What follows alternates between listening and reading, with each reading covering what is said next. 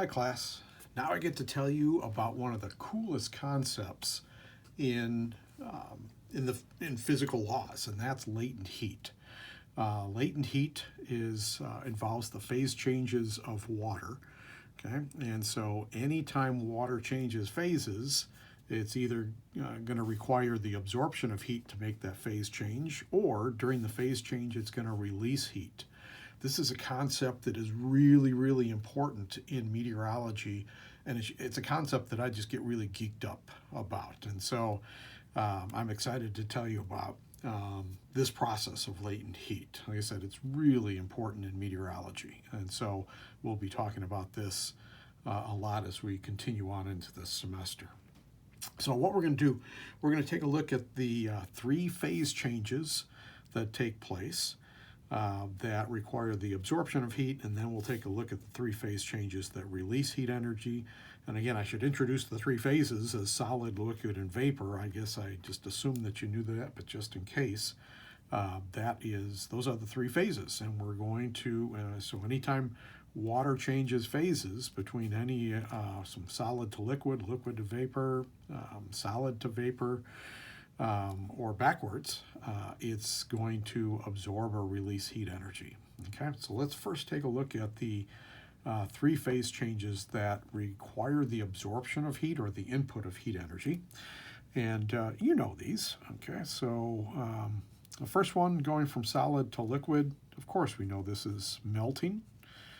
Okay, and so melting is going from water in its solid phase to water in its liquid phase. And in order to do that, that's going to require the absorption or the input of 80 calories of energy for every gram of water that's melted. Okay, so water in its solid phase is a crystalline structure. All of the water molecules are nicely ordered in this nice crystalline structure, held in place because of the temperature by the bonds of the water. And so when we introduce some heat energy into it, 80 calories of energy per gram, that's going to start to break up those bonds between the water molecules, and it's going to go from its very nice structured crystalline structure into its very chaotic or fluid structure. Okay, and again, that requires the input of 80 calories of energy per gram. If we go from liquid water to water vapor, of course we know that as evaporation. This is probably evaporation and its counterpart condensation are going to be the two phase changes that are most important in meteorology. And if you want to evaporate 1 gram of liquid water into water vapor, it requires a tremendous amount of energy, 600 calories of energy for every gram of water that's evaporated. So if you think of a thunderstorm, think of all of the energy found or that was required to change liquid water into water vapor. Okay, and so that's a tremendous amount of energy. That's why thunderstorms and hurricanes have so much energy involved with them, because that's the energy that was required to convert liquid water into water vapor. 600 calories of energy per gram to evaporate that water. Okay, there is an interesting one. You can go directly from solid phase to vapor phase, skipping the liquid phase. Okay, and so we'll go like this, and this is called sublimation.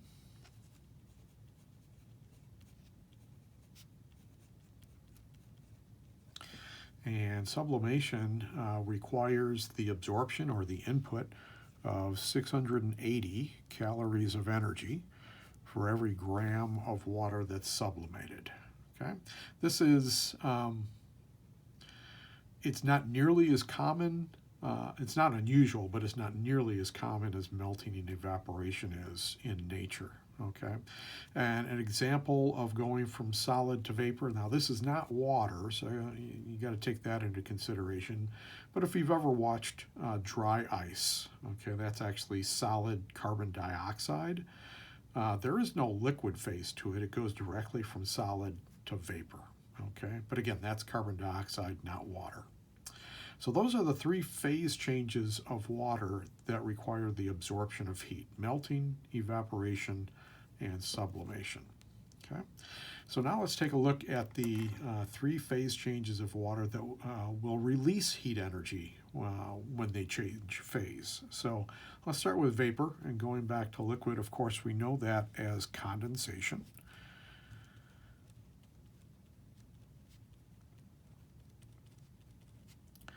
And condensation will release 600 calories of energy for every gram of water that is condensed. Okay. Now, a little while ago, I was defining what latent heat was, and latent is Latin for hidden. Okay, so this is hidden heat. And so I think when we talk about evaporation and condensation, that really gives you the sense for the latent heat. So when we put energy into the system to evaporate water, what happens to that energy that was used in the evaporation process? Okay, so you probably have heard that energy cannot be created nor destroyed. Okay, it can only change its look. Okay, and so in this particular case, when you put in this tremendous amount of energy to evaporate liquid water into water vapor, okay, where did that energy go? It's actually tied up in the water vapor. Okay, so it's hidden in the water vapor, so that when that water vapor condenses, like in a thunderstorm cloud or when you're building clouds for a hurricane, all of that heat energy that was required to convert liquid water into water vapor is now released. That release of water vapor is a release of a tremendous amount of energy, and that's why there's so much energy associated with thunderstorms and hurricanes. You'll hear me say this throughout the rest of the semester too, that the fuel for any storm, whether that's a thunderstorm, a hurricane, or a regular old low pressure on the map, the fuel for any storm system is water vapor. And when that water vapor condenses back into liquid water, it's releasing all of that energy. Okay, and so that is going to be really important as we continue on in this semester. Okay, a second phase change of water that releases heat energy is going from liquid water to solid. Okay, of course, we know this as freezing. And freezing requires or releases 80 calories of energy for every gram of water that is frozen. So let me give you an example here. And I saw this when I was a kid. I saw this on TV. On the news show, 6 o'clock news, and it just left me scratching my head because it was really counterintuitive. It was January. There was a huge freeze, a great big high pressure out of Canada, moving down towards the southeast, and so the orchard owners in Florida, the citrus owners, the growing oranges and grapefruit, they were worried about their citrus crop. And so what they were doing is they were sprinkling their orchard with water. And I remember thinking to myself, what are they, nuts? Don't they know that water is going to freeze? Okay? And that's exactly why they were sprinkling their orchards with water. They want it to freeze, because when water goes from its liquid phase to its solid phase, it releases heat energy into the atmosphere. The freezing process releases 80 calories of energy per gram. So what they're hoping, the orchard owners were hoping that water was going to freeze and just buy them a couple of hours, maybe 2, 3, 4 hours late night, early morning, so that their crop wouldn't freeze. Okay? So when the liquid water does freeze, it releases heat energy, saves their crop, and then they're hoping and praying that the sun comes up and immediately starts to melt off of the ice off of their trees. Okay, so that's a really cool example, very counterintuitive, but a really cool example of using the freezing process, which releases heat energy into the atmosphere. Okay, there is another phase change going. We're going to skip the liquid phase. We're going to go from vapor, and we're going to go directly to the solid phase. Okay, we call this deposition.